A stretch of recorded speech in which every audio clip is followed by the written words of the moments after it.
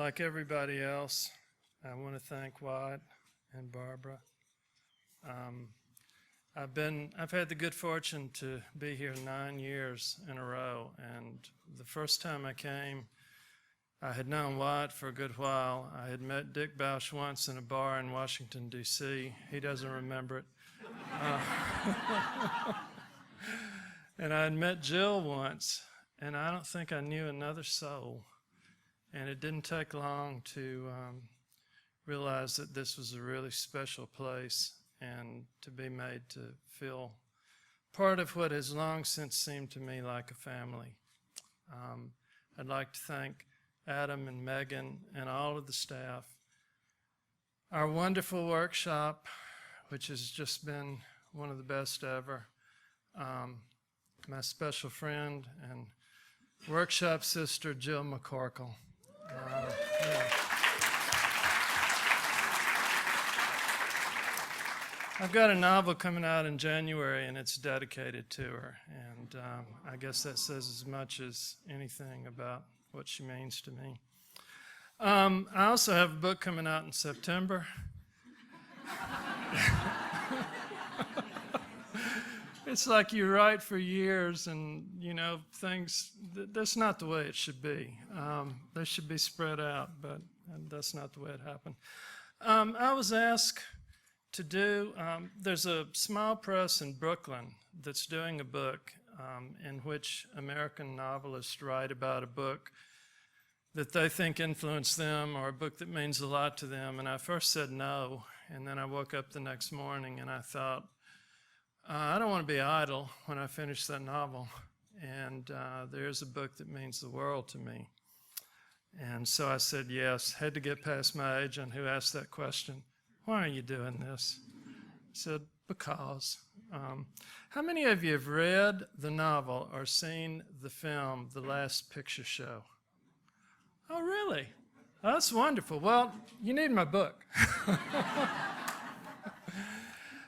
The only direction they gave us, the people who agreed to do one of these, is we don't want traditional literary criticism. So what mine turned into was mostly a memoir. And I'm going to read a fairly short section out of it. I think people who have been coming the last few years know that each of the last couple of years, I just saw one of my Emerson College students. Hey, Lucas, how you doing? Y'all welcome Lucas.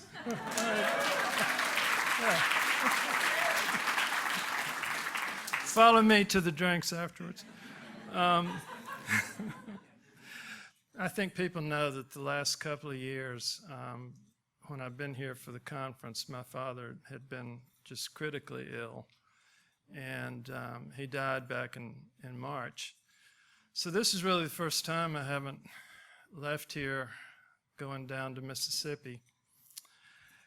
And my dad was a complicated and memorable man. We finally decided there were two things we agreed about. We agreed about the importance of the music of the Carter family. Yeah, we did. And he was right about that. And we agreed about Larry McMurtry. He didn't like The Last Picture Show. He liked all the cowboy stuff.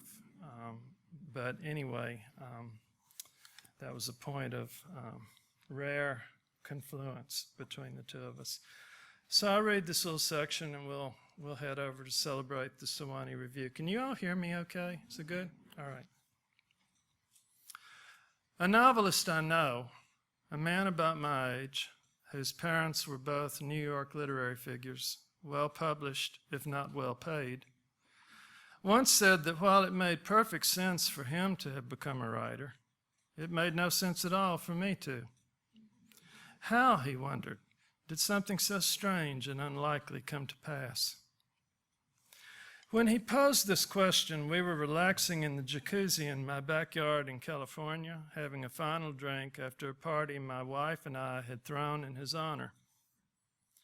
It might reflect a kinder light upon me if I could tell you that I did not find the question offensive, but that would be giving myself far too much credit. In truth, my head filled up with red fog, as it tends to when the polite persona I have spent most of my life cultivating melts like the Wicked Witch of the West.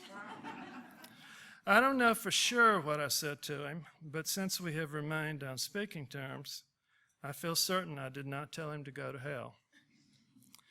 Instead, I imagine I relayed an anecdote that I like to trot out when people ask me a version of the question he asked that night. I suspect I prefaced the anecdote, as I almost always do, with the observation that though my father had very little education, and in fact had not graduated from high school, he was always an avid reader, and that he helped instill in me a love of books. I may have told him how much my dad enjoyed Larry McMurtry's work, especially Lonesome Dove and its prequels and sequels, along with their less literary antecedents like the novels of Zane Grey and Louis L'Amour. After that, I most likely went on to relate how one night I walked into my parents' bedroom to find my dad sprawled across the mattress, still wearing his work pants that were streaked with dust from the cotton fields, if I have presented him as a farmer, or covered in lint, if I've presented him as the operator of a cotton gin. He had a big leather-bound book, I probably tell my friend, and when I asked what he was reading, my father said, "Son, it's a long poem called Paradise Lost. A fellow named John Milton wrote it. It's some of the most beautiful language I ever read." It's reasonable to think the other writer in my jacuzzi shook his head in wonder, that perhaps he was deeply moved, as people often are, by that anecdote. But since he's a novelist himself and well-versed in the art of fabrication, it's also reasonable to think he doubted whether the anecdote contained even a shred of literal truth. It did. I do recall my father reading Paradise Lost, but I don't know exactly when it happened. And I don't know if he was lying across the bed when I saw him with the book, or if he was sitting on the couch or the front porch. What I am certain of, though, is that it happened before he had the argument with our preacher about race. I know what made him read John Milton. He had decided to become a poet, specifically a religious poet, and he had also decided to become an evangelist. A man I knew as Brother Joe provided the impetus. Brother Joe was the predecessor of Brother William, the minister with whom my father quarreled. Brother William was old, probably in his mid-70s, which seems a hell of a lot less older now than he used to. Whereas Brother Joe was young and vigorous, nearly as tall as my father, if memory serves, and a good bit more muscular. I remember the day he came to preach a trial sermon as part of his job interview. He delivered his homily, then retired with his family to a small office behind the baptistry, while the congregation, led by the board of deacons, of which my father was not yet a member but soon would be, debated his suitability. At the end of the discussion, he was accepted by acclamation. I had liked his sermon, insofar as I could like anything that prevented me from seeing the first quarter of a football game, but I had no say-so because I was only about 7 or 8 at the time and not yet saved. My deliverance from evil would come a few years later when Brother William submerged me beneath the cleansing waters. Brother Joe spent a lot of time on my father. His first task was to officially convert him, since my dad was a lifelong Methodist who attended the Baptist church because my mother went there, but also because the only Methodist church was in town and its membership overlapped with the country club set. The conversion didn't take long. I recall seeing him baptized in the same glass-fronted tank where I would soon undergo immersion. Brother Joe continued to pay us frequent visits, and each time he brought at least 2 books. The first, inevitably, was the Bible. The second would be something secular. He introduced my dad to the work of Bruce Catton and Shelby Foote, not just Foote's Civil War histories either, but his novels as well, And up until a few years ago, when he suffered a series of strokes and lost much of his eyesight, my father regularly reread Foote's Delta novel, Love in a Dry Season, and seldom passed up the chance to tell me that I too might have written a book that good if I hadn't married a foreigner and spent so much time in places where I didn't belong. Brother Joe had a divinity degree from the Baptist Seminary in New Orleans, and though I have no idea how he would strike me if I met him as an adult, when I was a child, he seemed brilliant. Unlike the fiery Brother Blanton, the minister in the last picture show, he did not rail day and night about sin and damnation. He never raised his voice. He quoted from sources other than the Bible, including Shakespeare's sonnets, and he must have been the one who clued my father into Milton. My dad began to write poems, an entire book of them. He called it The Kingdom Child, with an E on the end. The poems were handwritten in a yellow spiral notebook with no cross-outs or other signs of revision. He may have written and revised them on loose sheets and then copied the finished versions into the notebook, but I don't recall finding any discarded pages around the house or in the trash, and my suspicion is that he wrote them as they came to him, and that was that. Most of the poems were about Jesus, but quite a few were about me, and at least one was about my mother. He sometimes came into my room and read them to me at bedtime. All of them rhymed, and though it would be a long time before I learned about the ballad stanza, I think most, if not all of them, were written in that form. They were also composed in some approximation of King James English. The poem I remember best was one in which my father wrote about how he stole into my room one night and knelt by my bed to give thanks for my existence. More than half a century later, I recall the last lines, which seemed to be addressed to the Almighty. I brush a tear from mine own eye as thou didst brush from thine. I heard him tell my mother that he had shown the book to Brother Joe, and that Brother Joe said, "This is poetry, John."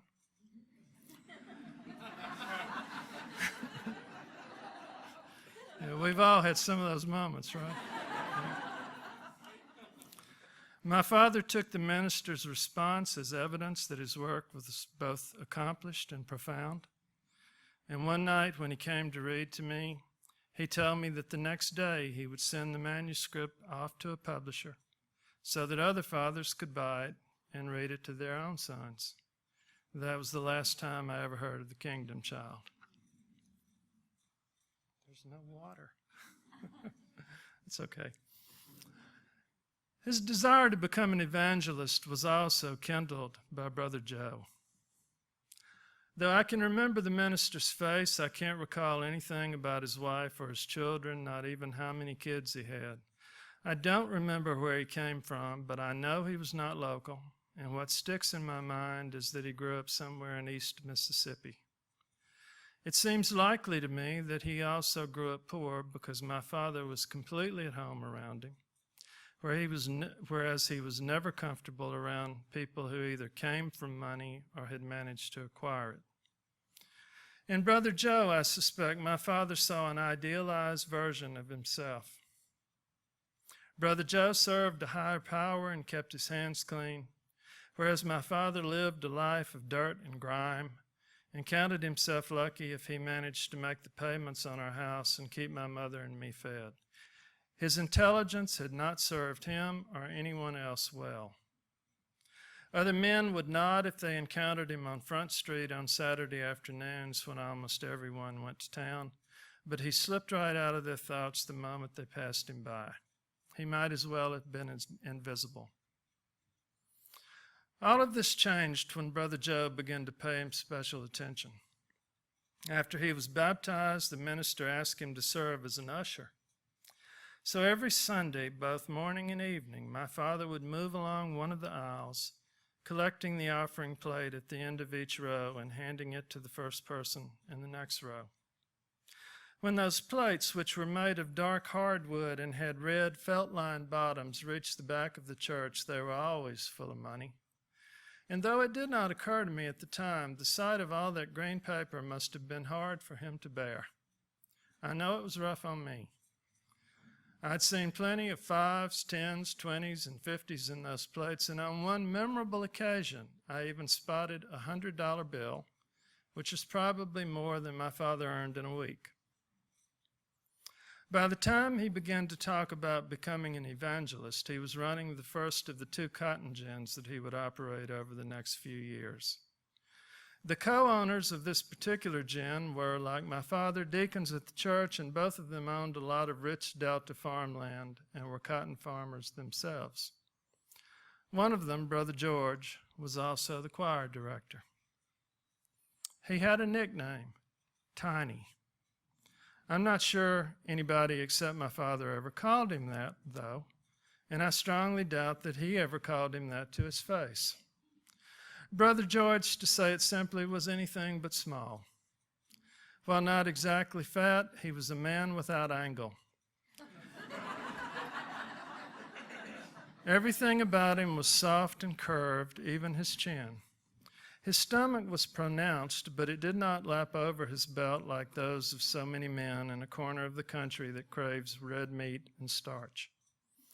His direction of the choir involved choosing which hymns would be sung at each service, and at least 2 or 3 Sundays a month, singing a solo in his velvety baritone. If he could read music, I saw no evidence of it. And he did no directing except for occasionally moving a couple of fingers on his right hand in time with the piano, which was played by his wife. When my father spoke of becoming an evangelist, he envisioned forming a team with Brother George, who would serve as his musical counterpart.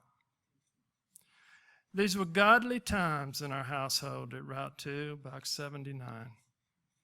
We prayed on Sunday mornings before attending church. We prayed in late afternoon before returning for the evening service. And we prayed before Wednesday night's prayer meeting. My mother's prayers always began with the same 7 words. Dear God, we pray for them that's... What followed was always one of 3 adjectives. One time it would be sick, the next time hungry, the time after that worried, and then she would start over.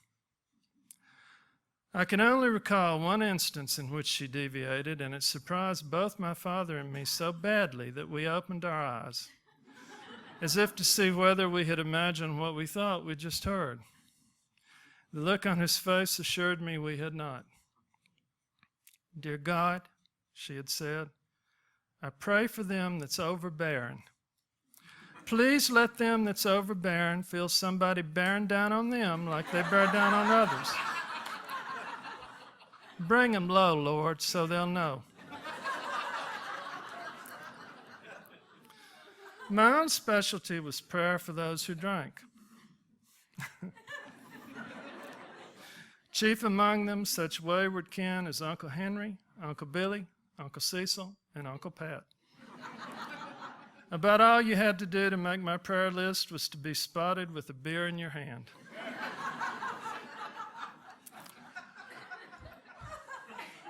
As befit one who believed he'd gotten the call, my father, who always prayed last, cast his net on stormy seas.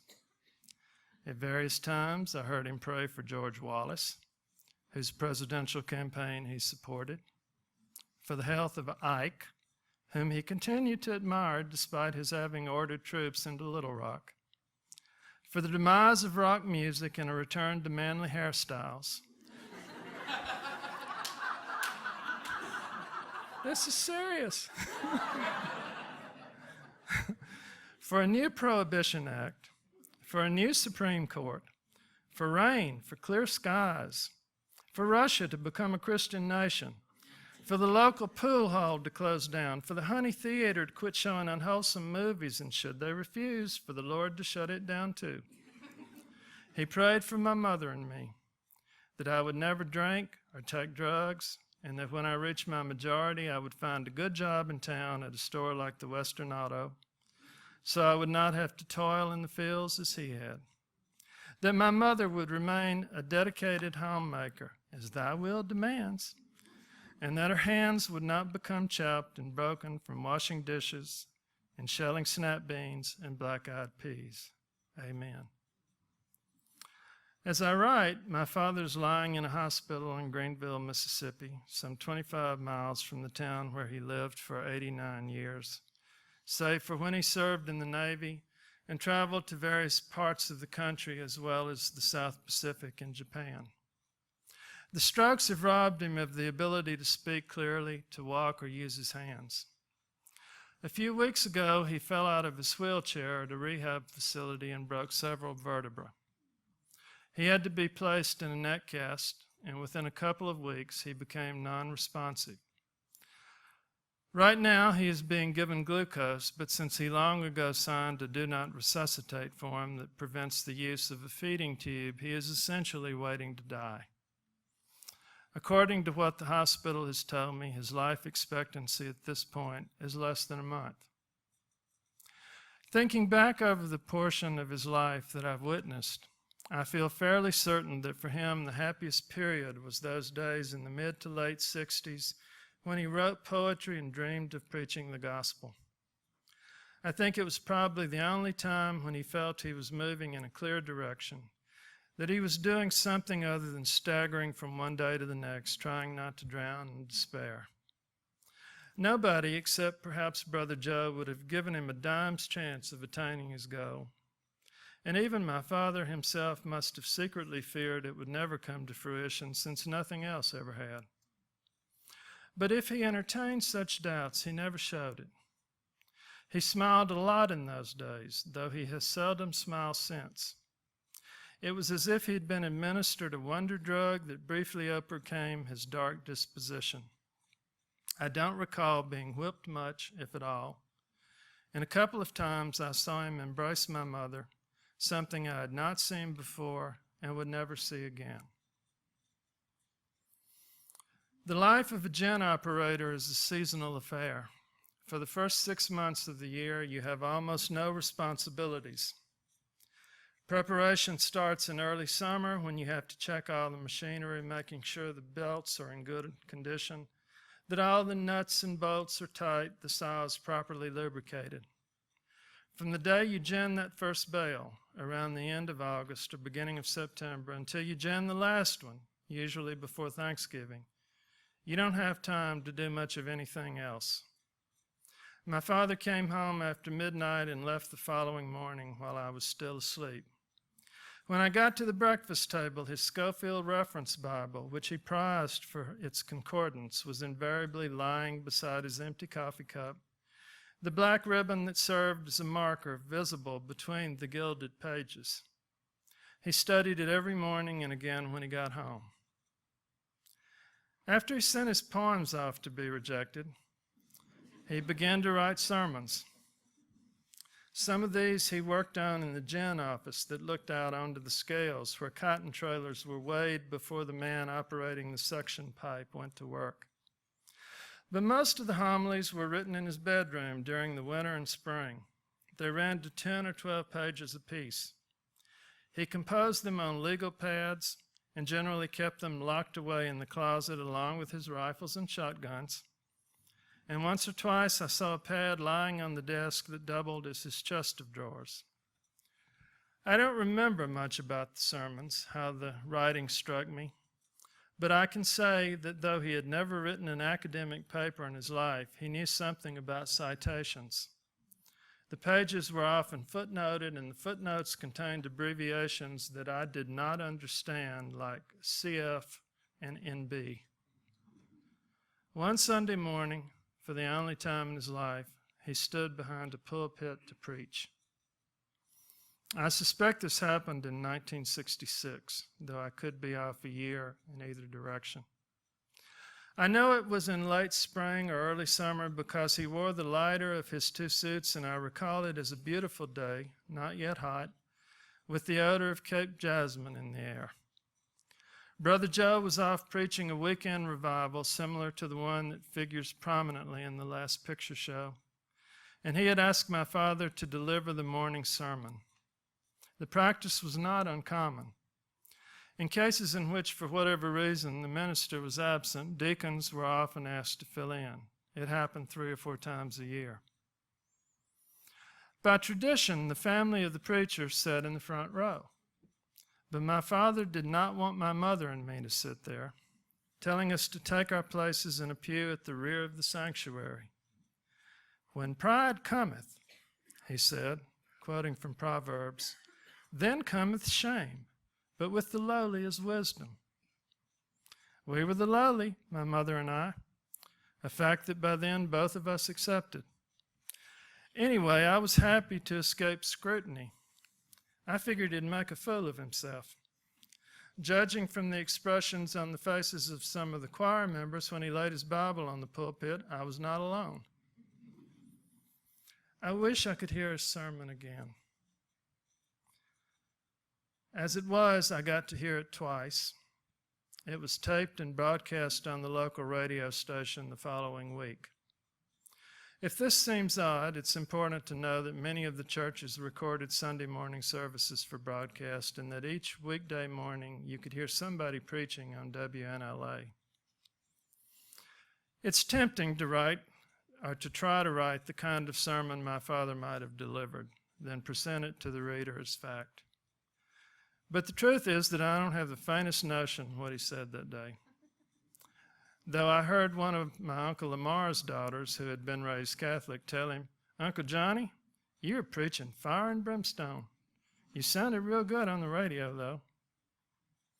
I don't remember any fire or brimstone. What I remember is how he looked and how I felt while he was up there. The pulpit stood on a platform that was 2 or 3 feet higher than the main floor, and when you added my father's height to it, you were confronted by an imposing figure.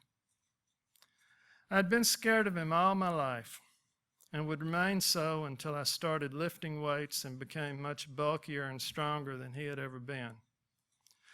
But that day, for at least an hour, he ceased to frighten me. He stood there in his beige suit, which had been bought at a second-hand store in Greenwood, and addressed the congregation in calm, measured tones. He didn't pound the pulpit or gesture wildly or turn red in the face like so many preachers I'd seen. He exuded both confidence and humility, and dare I say it, grace. For the first time in my life, I was proud of him. He didn't manage to save anyone that day, least of all himself. But during the hymn of invitation, a couple of people came forward to rededicate their faith. Afterwards, my father stood with them before the altar and delivered the benediction. Then he made his way down the aisle and stood at the church door like Brother Joe always did, shaking hands with members of the congregation as they filed out into the parking lot.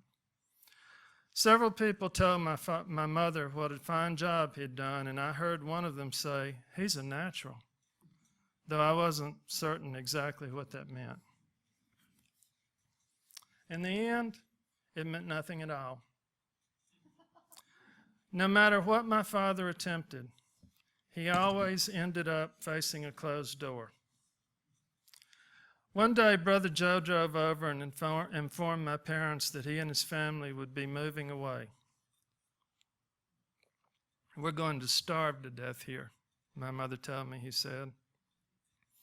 I'm not 100% certain, but I believe he left the ministry entirely. What happened to him is one of many questions I would like to ask my father, but he can no longer answer. And even if he could, he might choose not to. There have always been subjects he would not discuss with me. Something tells me this might be one of them. Brother Joe, as I said earlier, was replaced by Brother William, a stolid man who spoke with a patrician accent and had formerly served as the pastor of a big church in Jackson. Though he had been retired for several years, he told us he believed God wanted him to return to the pulpit and help shepherd us through challenging times. Immediately, he began to set a new tone. Since the church's lack of funds was the reason for the prior minister's departure, he said, it was important to insist that all members perform their Christian duty, tithing a tenth of their income to the church each Sunday. Shortly thereafter, each family was issued a green and white box, and inside the box were 52 envelopes, one for each Sunday of the year, with the last name of the family pre-printed in the upper left-hand corner. Beneath the name was the phrase, "amount tithed," followed by a blank. From then on, Brother William announced, people should use the envelopes rather than just dropping bills into the collection plate. Children could continue to put coins in the plate unless their weekly allowance was more than $10, in which case their contributions should be placed in the envelope with their parents. Brother William also began to speak about politics. Along with Brother George and his partner in the gin company and a handful of others who own their own farmland, Brother William was a member of the Republican Party. At that time, a beleaguered minority in Mississippi, and as odd as this sounds now, the more progressive of the two parties at the state level when it came to the question of race. He urged that members of the congregation give serious thought before casting their ballots, and he stopped just short of proclaiming that if Jesus himself were allowed to vote, he would cast his ballot for Richard Nixon. Each Sunday, when we drove away from church, my father was a little angrier than he'd been the week before. He didn't have to say anything for my mother and me to know how mad he was. Both of us were human seismographs. But he said plenty, usually before we'd gotten out of the gravel lot. "The nerve of that old blowhard," he seethed one morning, whacking the steering wheel and starting the car. "Supposed to be preaching the word of God, and instead he's making campaign speeches."